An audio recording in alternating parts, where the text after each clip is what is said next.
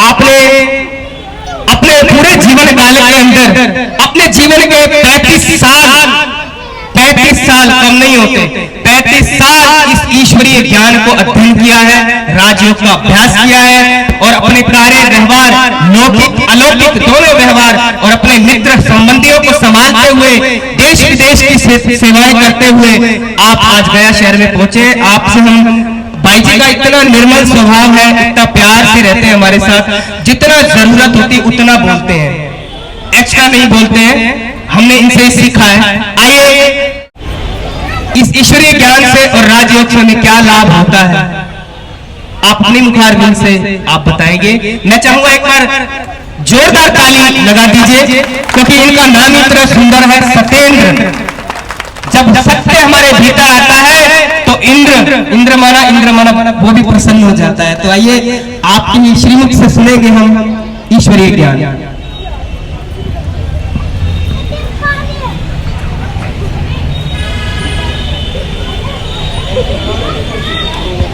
ओम शांति।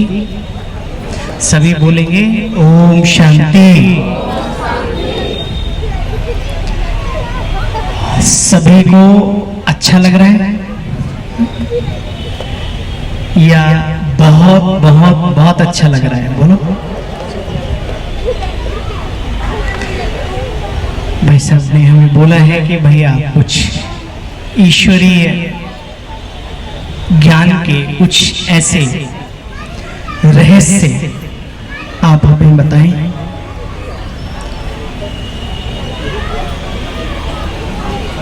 ईश्वर पिता ज्ञान का सागर है और सागर अथाह होता है, उसकी कोई लिमिट नहीं होती। फिर भी किसी एक पहलू को हम आज अवश्य टच करेंगे। आप में से कितनी बहनें हैं जिन्होंने अपने जीवन काल में अपने भाइयों को राखी बांधी है? जरा हाथ खड़ा करें। बहुत अच्छा। और कितने भाई हैं जिन्होंने अपनी बहनों से राखी बंधवाई है? वाह, बहुत ही सुंदर। साथ साथ मैं ये भी कहूंगा कि कितने लोग, चाहे बहन हो या भाई, बेसब्री से इंतजार करते हैं इस त्योहार का? जरा वो हाथ खड़ा करें। बेसब्री से कि रक्षाबंधन आएगा, बहन हमारे पास आएगी या हम उसके पास जाएंगे, राखी बंधवाएंगे। हाँ, एक बार दोबारा ध्यान से खड़ा करें। चलो, बहुत बढ़िया, ताली बजाएं जोरदार। क्योंकि भारत ही नहीं, पूरे विश्व में जितने भी धर्म हैं, जितने भी जातियां हैं, सभी के अंदर कुछ न कुछ विशेष उनकी अपनी मान्यताओं के आधार पर त्योहार आदि मनाए जाते हैं। भारत में कल हमारे एक भाई साहब जी बोल रहे थे कि 365 दिन होते हैं, तो मैं समझता हूँ 66, 67, 68, 69, 70, बल्कि पता नहीं कितने त्योहार होते हैं इस भारत के अंदर। हर पल हर घड़ी उत्सव से भरी हुई है हमारी इस भारत भूमि में। आपने होली मनाई, होली कैसे मनाई जाती है आपको पता है? पता है होली कैसे मनाते हैं? एक दूसरे का थोपड़ा रंगने का इंतजार होता है ना? आप याद करो होली के पल कैसे होते हैं। ऐसे ही दीपावली भी मनाई जाती है। त्योहार तो अपने आप में सारे ही बहुत सुंदर हैं। सभी उत्सवों के अंदर एक चार चांद लगे हुए होते हैं, लेकिन एक समय की ऐसी एक परिभाषा आ गई है हमारे सामने, जो अर्थ का अनर्थ हो चुका है। सिर्फ स्थूल रंगों से ही व्यक्ति अपने आप को रंगता है, और शाम को पीने के बाद, फिर खाने का जुगाड़ करने के बाद, फिर वही लड़ाई झगड़े एक दूसरे से, जो कई वर्षों की जो हमारी दुश्मनी होती है, वो भी होली के दिन ही निकालते हैं। निकालते कि नहीं निकालते हैं बहनों भाइयों? निकालने का सोचते हैं ना? आपने सुना भी होगा, जबकि होली का मतलब ही होता है पवित्र त्योहार, शुद्धता का प्रतीक।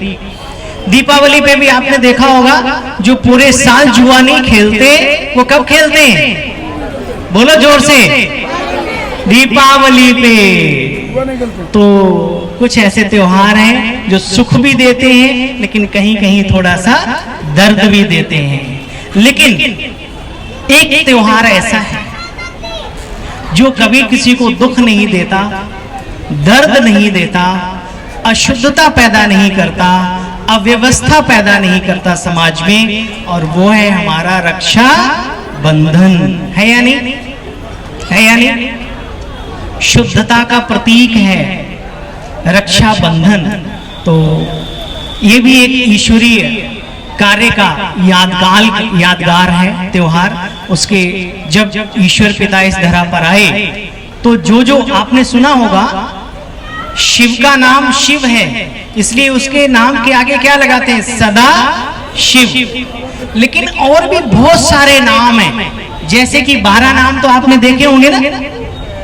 12 ज्योतिर्लिंगम में वैद्यनाथ, पशुपतिनाथ, ओंकारेश्वर, महाकालेश्वर आदि आदि। तो ये कौन से नाम है उनके?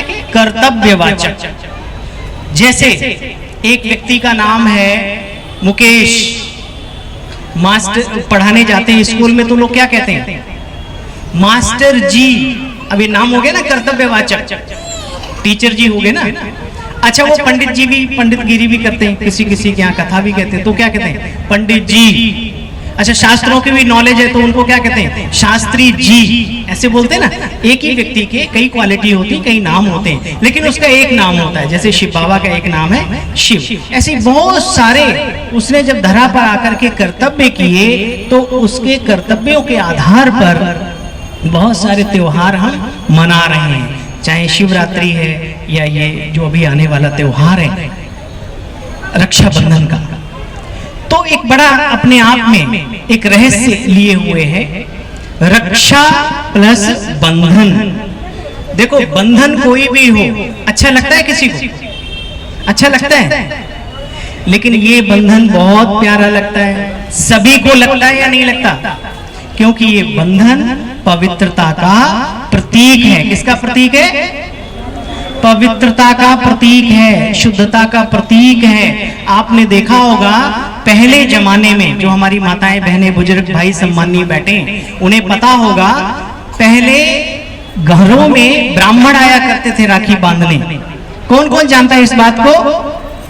हाँ, शर्माने की बात है। ब्राह्मण आया करते थे क्योंकि ब्राह्मण शुद्धता का प्रतीक है, हमारे समाज में आदरणीय है। तो वो आते थे और छोटे से बड़े सभी को राखी बांधते थे, और हम लोग उनके लिए पूरे वर्ष का जो भी कुछ होता था उनको देते थे।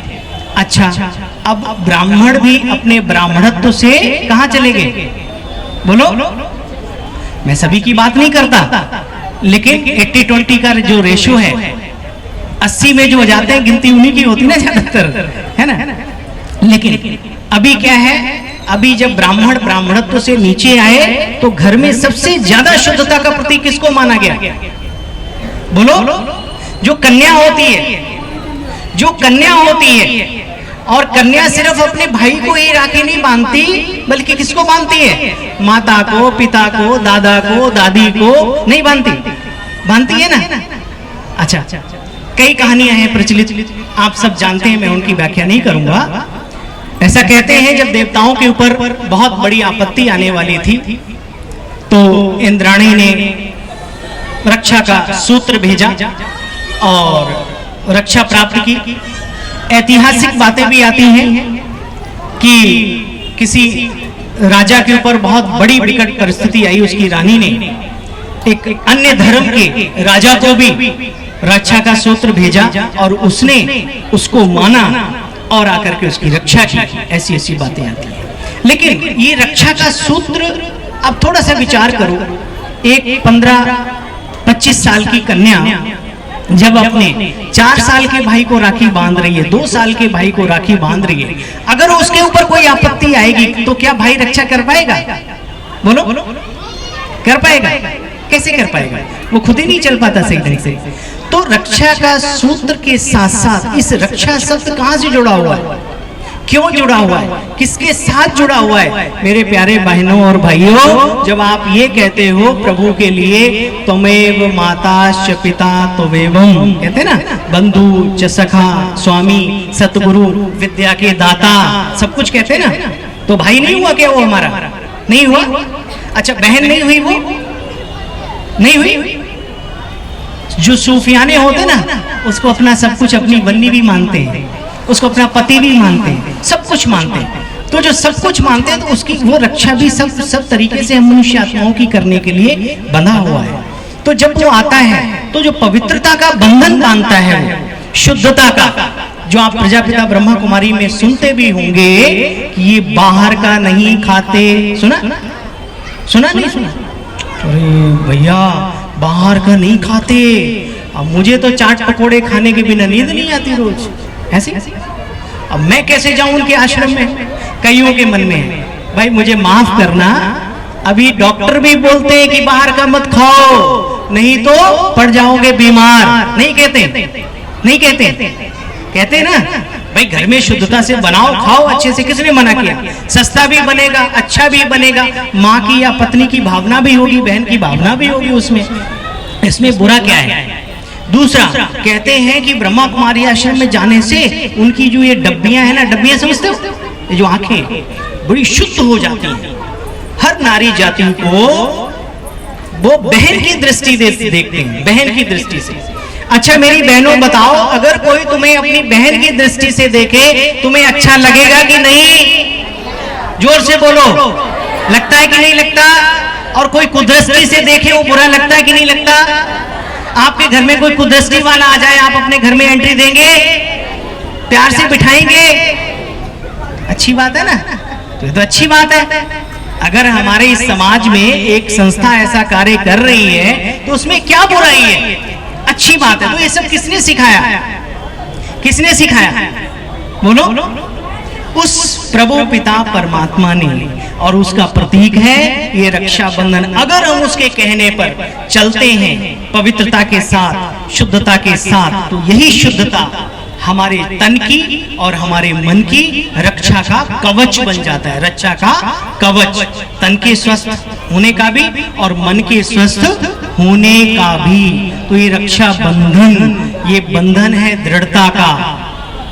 यहाँ बांधते हो ना, अनंत चौदस आती है, बांधते हो ना, ये एक जनेऊ भी पहनते हैं, पता है आपको? जनेऊ।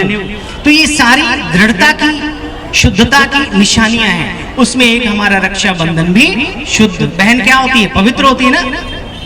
युवा भाई बहन भी अगर अपने घर में रह रहे हों, तो क्या उनकी एक दूसरे के प्रति गलत दृष्टि जाती है? बोलो, जाती है? तो अगर हम वही दृष्टिकोण अपने सभी भाइयों के लिए अपना ले, अगर सभी बहनों के लिए अपना ले, तो कोई बुराई है क्या? बुराई है क्या?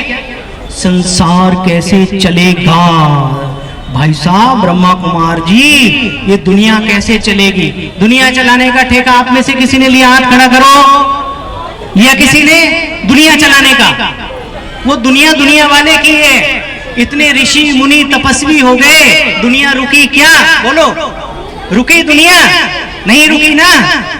और अब तो इस संसार की डिमांड है कि पब्लिक इतनी बढ़ चुकी है, इसको कंट्रोल नहीं किया तो खाने पीने के सारे साधन थोड़े दिनों के बाद, तो ये कार्य तो ये संस्था पहले से कर रही है। तालियां बजाओ इस संस्था के लिए, अगर समझ में आ रही हो बात। तो वास्तव में ये पवित्रता का सूत्र है रक्षा बंधन, और ये हमारी रक्षा करता है हर तरीके से। तो अब मैं ज्यादा ना बोलते हुए मैं आप सबसे यही कहूंगा, जब भी बहनें अपने भाइयों के पास जाएं राखी बांधने के लिए, तो उन बहनों को याद रहे कि ये पवित्रता का सूचक है। तुम मेरे मीठे भैया मुझे खर्ची दो या अपनी रखो अपने पास, लेकिन आज एक संकल्प करो कि किसी भी बहन को, किसी भी नारी जाति को बुरी दृष्टि से नहीं देखूंगा। क्या आप लोग करवा सकते हैं? काम करवा सकते? नहीं कह सकते? भाई पे अधिकार नहीं है?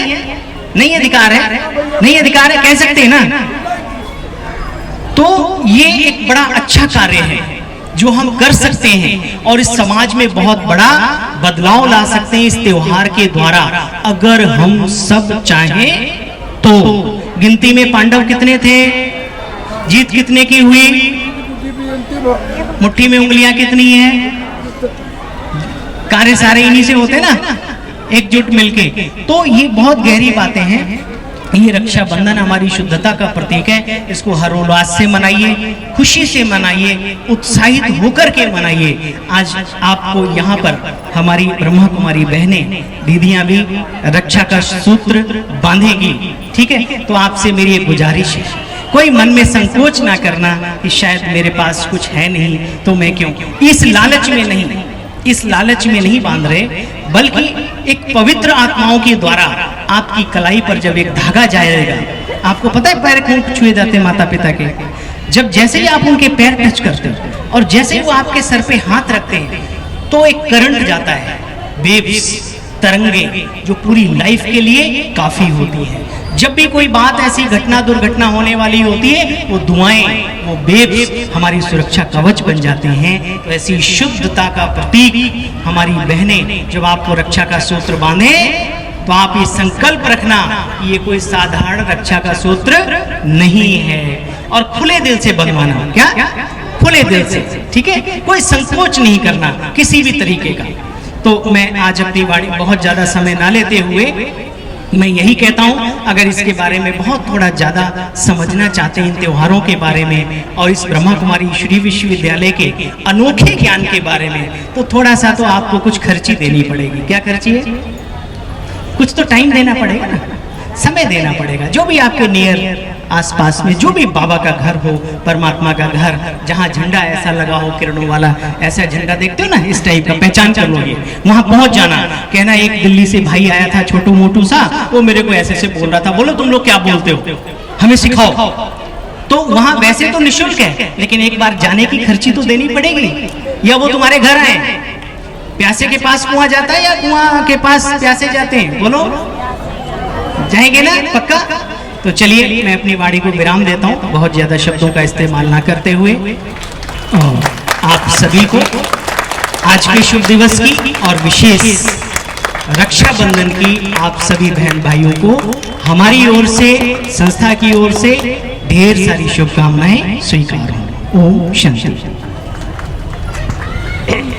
बहुत बहुत शुक्रिया भाई जी, आपने बहुत ही सटीक और स्पष्ट शब्दों में बताया। रक्षा हमें अपने आप की करनी है, सबसे पहले अपने विचारों की रक्षा करनी है, अपने नेत्रों की रक्षा करनी है, अपने बोल की रक्षा करनी है, जो हम सुन रहे हैं उसकी रक्षा करनी है। क्योंकि सबसे पहले जब कोई भी बुरी चीज हमारे भीतर प्रवेश करती है तो दुखी सबसे पहले कौन होता है? हम होते हैं। तो आइए